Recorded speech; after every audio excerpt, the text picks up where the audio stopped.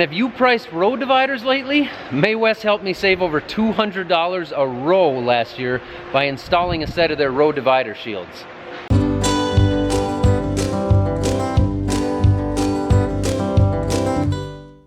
Our row divider shields are made out of durable UHMW plastic. The same material we make G4 stock stompers and skid shoes from. We offer them in 20-inch, 22-inch, and 30-inch row spacing.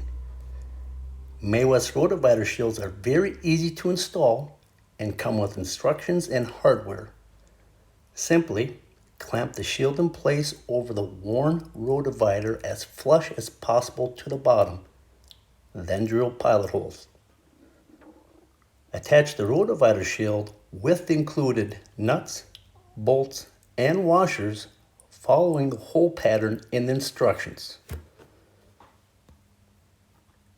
Install the 3/4 inch bolts across the bottom and in the front hole, and the 1 1/4 bolts across the top. To order your May Wes Row Divider shields, visit your local May Wes dealer, order online at maywes.com, or give us a call, 1-800-788-6483.